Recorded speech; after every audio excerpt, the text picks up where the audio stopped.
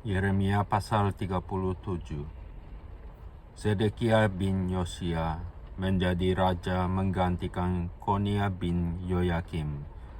Nebukadnezar raja Babel telah mengangkat dia menjadi raja atas negeri Yehuda. Tetapi baik pegawai-pegawainya maupun rakyat negeri itu tidak mendengarkan firman yang disampaikan Tuhan dengan perantaraan Nabi Yeremia. Pada suatu kali Raja Zedekia menyuruh Yuhal bin Selemia dan Imam Zefania bin Maaseya kepada Yeremia untuk meminta, "Berdoalah hendaknya untuk kami kepada Tuhan Allah kita." Adapun pada waktu itu, Yeremia masih bebas pergi datang di tengah-tengah rakyat. Ia belum dimasukkan orang ke dalam penjara. Adapun tentara Firaun telah berangkat keluar dari Mesir. Mendengar kabar itu, maka orang-orang Kasdim yang mengepung Yerusalem angkat kaki dari Yerusalem. Lalu datanglah firman Tuhan kepada Nabi Yeremia, bunyinya, "Beginilah firman Tuhan, Allah Israel, kepada Raja Yehuda, yang menyuruh kamu kepadaku untuk meminta petunjuk. Harus kamu katakan begini, lihat, tentara Firaun yang telah berangkat keluar untuk membantu kamu akan kembali ke negerinya ke Mesir. Tetapi orang-orang Kasdim akan datang kembali memerangi kota ini, merebutnya dan menghanguskannya dengan api. Beginilah firman Tuhan, janganlah kamu membohongi dirimu sendiri dengan mengatakan, orang-orang Kasdim itu telah pergi untuk selamanya daripada kita, padahal mereka tidak pergi untuk selamanya.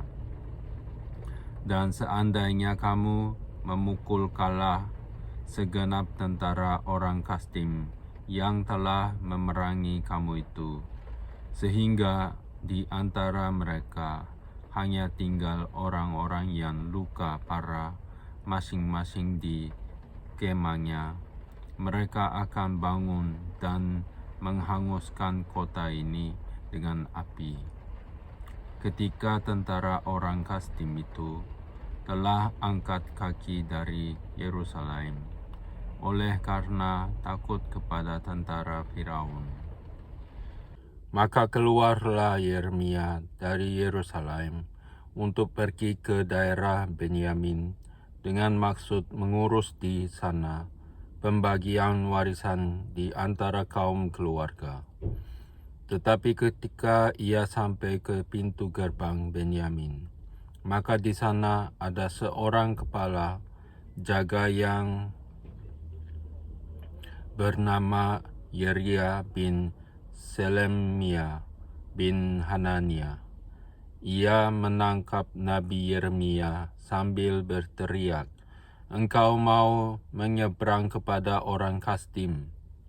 Dan sekalipun Yeremia menjawab, "Itu bohong, aku tidak hendak menyeberang kepada orang Kasdim." Tetapi Yeria tidak mendengarkan. Lalu ia menangkap Yeremia dan membawanya menghadap para pemuka. Para pemuka ini menjadi marah kepada Yeremia. Mereka memukul dia dan memasukkannya ke dalam rumah tahanan, rumah panitera Yonatan itu. Adapun rumah itu telah dibuat mereka menjadi penjara. Demikianlah halnya Yeremia masuk ke dalam ruang cadangan air di bawah tanah itu, dan lama Yeremia tinggal di sana. Pada suatu kali Raja Zedekia menyuruh orang mengambil dia. Lalu dengan diam-diam bertanyalah raja di istananya kepadanya, "Adakah datang firman dari Tuhan?" Jawab Yeremia, "Ada." Lagi katanya, bunyinya, "Engkau akan diserahkan ke dalam tangan Raja Babel." Kemudian berkatalah Yeremia kepada Raja Zedekia, "Apakah dosa yang ku perbuat kepadamu, kepada pegawai-pegawaimu, dan kepada bangsa ini, sehingga kamu memasukkan aku ke dalam penjara? Di manakah gerangan para nabimu yang telah bernubuat kepadamu bahwa Raja Babel tidak akan datang menyerang kamu dan negeri ini? Sekarang dengarkanlah, hai tuanku, Raja. Biarlah permohonanku sampai di hadapanmu.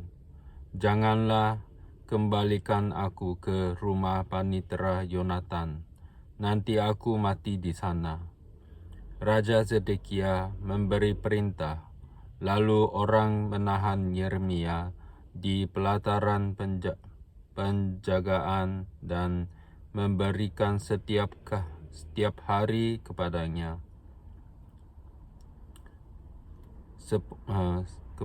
sepotong roti dari jalan tukang roti, sampai pada waktu segala roti habis di kota itu. Demikianlah Yeremia tinggal di pelataran penjagaan itu. Yeremia pasal 38 ayat 1. Tetapi Sefaca bin Matan, Gedalia bin Pashhur, Yuhal bin Selemia, dan Pashhur bin Malkia mendengar perkataan yang tidak henti-henti diucapkan oleh Yeremia kepada segenap orang banyak itu. "Beginilah firman Tuhan, siapa yang tinggal di kota ini akan mati karena pedang, karena kelaparan, dan karena penyakit sampar. Tetapi siapa yang keluar dari sini mendapatkan orang Kasdim, ia akan tetap hidup, nyawanya akan menjadi jarahan baginya, dan ia tetap hidup. Beginilah firman Tuhan, kota ini akan pasti diserahkan ke dalam tangan tentara Raja Babel yang akan merebutnya. Maka berkatalah pada pemuka itu kepada raja, baiklah orang ini dihukum mati.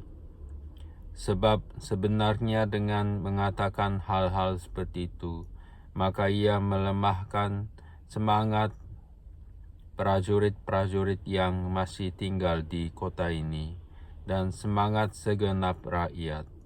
Sungguh, orang ini tidak mengusahakan kesejahteraan untuk bangsa ini, melainkan kemalangan." Raja Zedekia menjawab, "Baiklah, ia ada dalam kuasamu, sebab raja tidak dapat berbuat apa-apa menentang kamu."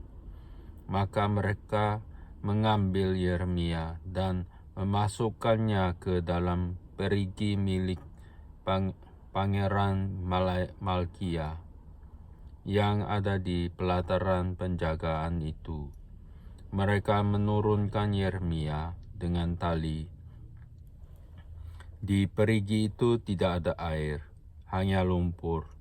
Lalu terperosoklah Yeremia ke dalam lumpur itu. Tetapi ketika didengar Ebed-Melech, orang Ethiopia itu, ia seorang sida-sida yang tinggal di istana raja, bahwa Yeremia telah dimasukkan ke dalam perigi. Pada waktu itu, raja sedang duduk di pintu gerbang Benyamin. Maka keluarlah Ebed-Melech dari istana raja itu, lalu berkata kepada raja, "Ya tuanku raja, perbuatan orang-orang ini jahat dalam segala apa yang mereka lakukan terhadap Nabi Yeremia, yakni memasukkan dia ke dalam perigi. Ia akan mati kelaparan di tempat itu, sebab tidak ada lagi roti di kota." Lalu raja memberi perintah kepada Ebed-Melek, orang Etiopia itu, katanya, "Bawalah 3 orang dari sini, dan angkatlah Nabi Yeremia dari perigi itu sebelum ia mati." Ebed-Melek membawa orang-orang itu dan masuk ke istana raja, ke gudang pakaian di tempat perbendaharaan. Dari sana ia mengambil pakaian yang buruk-buruk dan pakaian yang robek-robek, lalu menurunkannya dengan tali kepada Yeremia di perigi itu. Berserulah Ebed-Melek, orang Etiopia itu, kepada Yeremia, "Taruhlah pakaian yang buruk-buruk dan robek-robek itu di bawah ketiakmu sebagai ganjal tali." Yeremia pun berbuat demikian. Kemudian mereka menarik dan mengangkat Yeremia dengan tali dari perigi itu. Demikianlah Yeremia tinggal di pelataran penjagaan itu. Raja Zedekia menyuruh orang membawa Nabi Yeremia kepadanya di pintu yang ketiga pada rumah Tuhan. Berkatalah raja kepada Yeremia, "Aku mau menanyakan sesuatu kepadamu. Janganlah sembunyikan apa-apa kepadaku."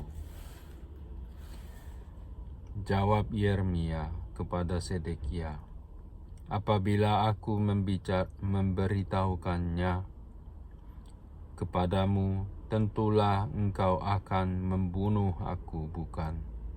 Dan apabila aku memberi nasihat kepadamu, engkau tidak juga akan mendengarkan aku."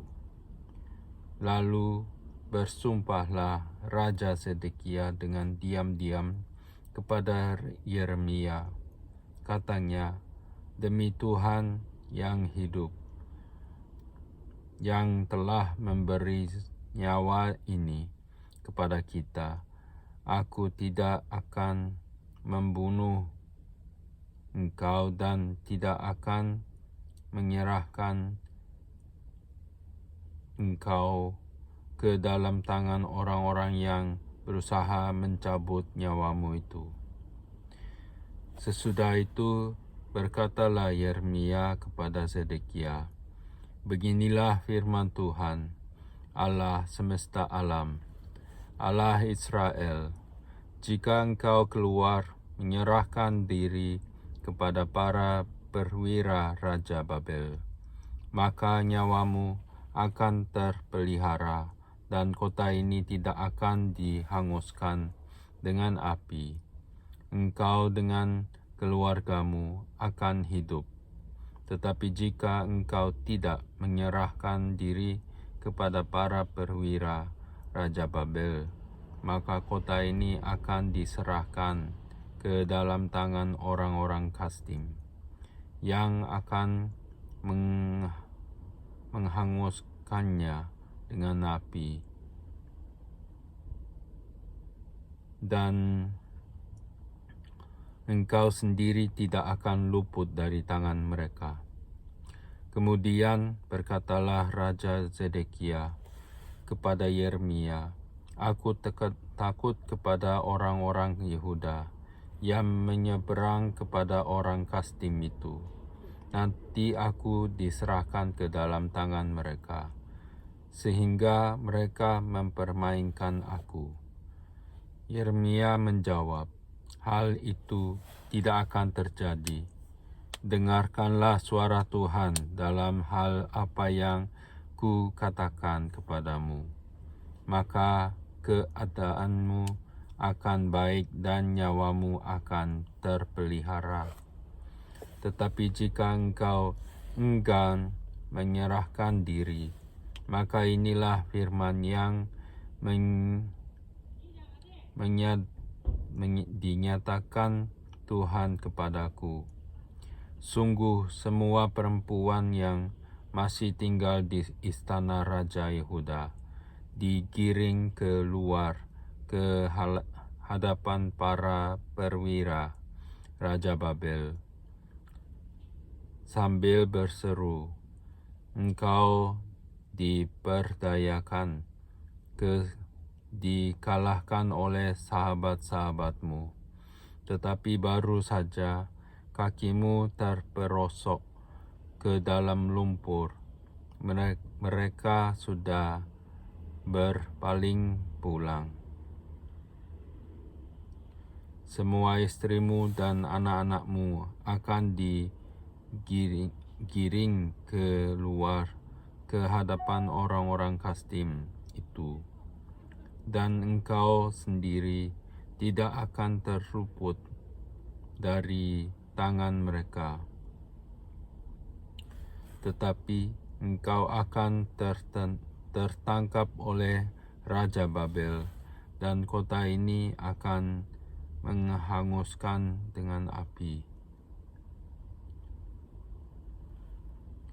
Lalu berkatalah Zedekia kepada Yeremia, janganlah ada orang yang mengetahui tentang pembicaraan ini, supaya engkau jangan mati. Apabila para pemuka mendengar bahwa aku telah berbicara dengan engkau, lalu mereka datang meminta kepadamu, beritahukanlah kepada kami apa yang telah kau katakan kepada raja dan apa yang telah dikatakan raja kepadamu. Janganlah sembunyikan kepada kami, supaya engkau jangan kami bunuh. Maka haruslah kau katakan kepada mereka, aku menyampaikan permohonanku ke hadapan raja, supaya aku jangan dikembalikannya ke rumah Yonatan untuk mati di sana. Memang semua pemuka itu datang bertanya kepada Yeremia, tetapi ia memberi jawab kepada mereka tepat seperti segala yang diperintahkan raja. Maka mereka membiarkan dia, sebab sesuatu pun dari pembicaraan itu tidak ada yang diketahui siapapun. Demikianlah Yeremia tinggal di pelataran penjagaan itu sampai kepada hari Yerusalem direbut.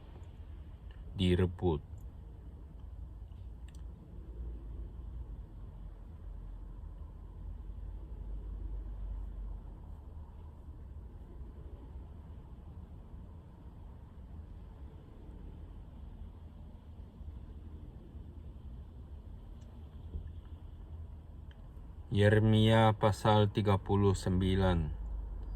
Ketika Yerusalem direbut dalam tahun yang ke-9 pemerintahan Zedekia, Raja Yehuda, dalam bulan yang ke-10 telah datang Nebukadnezar, Raja Babel, beserta segenap tentaranya untuk mengepung Yerusalem.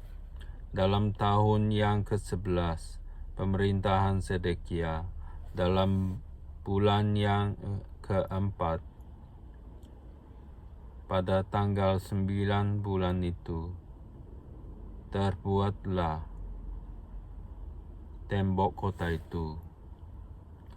Maka datanglah para perwira raja perwira Raja Babel itu. Lalu mengambil tempat di pintu gerbang tengah mereka itu ialah Nergal-Saezer, pembesar dari Sin Magir, panglima, dan Nebusyazban, kepala istana, dan para perwira lainnya dari Raja Babel. Melihat mereka semuanya, maka Zedekia, Raja Yehuda, dengan semua tentara melarikan diri, meninggalkan kota itu pada waktu malam dengan mengambil jalan Taman Raja, dengan melalui pintu gerbang antara kedua tembok. Kemudian mereka berjalan menuju Araba Yordan. Tetapi tentara Kasdim itu mengejar mereka dan menyusul Zedekia di dataran Yeriko. Mereka menangkap dia dan membawa dia ke Ribla di tanah Hamat kepada Nebukadnezar, Raja Babel, yang menjatuhkan hukuman atas dia. Raja Babel menyuruh menyembelih anak-anak Zedekia di depan matanya di Ribla. Juga semua pembesar Yehuda disembelih oleh Raja Babel. Kemudian mata Zedekia dibutakannya, lalu ia dibelenggu dengan rantai tembaga untuk dibawa ke Babel. Orang-orang Kasdim membakar istana raja dan perumahan rakyat dengan api, lalu mereka merobohkan tembok-tembok Yerusalem. Kemudian Nebuzaradan, kepala pasukan pengawal, pengangkut ke dalam pembuangan ke Babel sisa-sisa rakyat yang masih tinggal di kota itu dan para pembelot yang menyeberang ke pihaknya dan sisa-sisa para pekerja tangan. Tetapi sebagian dari rakyat, yakni orang-orang miskin yang tidak mempunyai apa-apa, ditinggalkan di tanah Yehuda oleh Nebuzaradan, kepala pasukan pengawal. Pada waktu itu juga diberikannya kebun-kebun anggur dan ladang-ladang kepada mereka. Mengenai Yeremia, Nebukadnezar, Raja Babel, telah memberi perintah dengan perantaraan Nebuzaradan, kepala pasukan pengawal, bunyinya, bawalah dan perhatikanlah dia, janganlah apa-apakan dia, melainkan haruslah kau lakukan kepadanya sesuai dengan permintaannya kepadamu. Maka Nebuzaradan, kepala pasukan pengawal, beserta Nebusyazban, kepala istana, dan Nergal-Saezer, panglima, dan semua perwira tinggi Raja Babel mengutus orang. Mereka menyuruh mengambil Yeremia dari pelataran penjagaan, lalu menyerahkannya kepada Gedalia bin Ahikam bin Safan untuk membebaskannya, supaya pulang ke rumah. Demikianlah Yeremia tinggal di tengah-tengah rakyat. Selagi Yeremia masih terkurung di pelataran penjagaan, firman Tuhan datang kepadanya, bunyinya, pergilah kepada Ebed-Melech, orang Etiopia itu dan katakanlah kepadanya, beginilah firman Tuhan semesta alam, Allah Israel. Sesungguhnya firman-Ku terhadap kota ini akan laksanakan untuk kemalangan dan bukan untuk kebaikannya, dan semuanya itu akan terjadi di depan matamu pada waktu itu juga. Pada waktu itu juga, demikianlah firman Tuhan, Aku akan melepaskan engkau, dan engkau tidak akan diserahkan ke dalam tangan orang-orang yang kau takuti. Tetapi dengan pasti, Aku akan meluputkan engkau. Engkau tidak akan rebah oleh pedang, nyawamu akan menjadi jarahan bagimu, sebab engkau percaya kepadaku. Demikianlah firman Tuhan.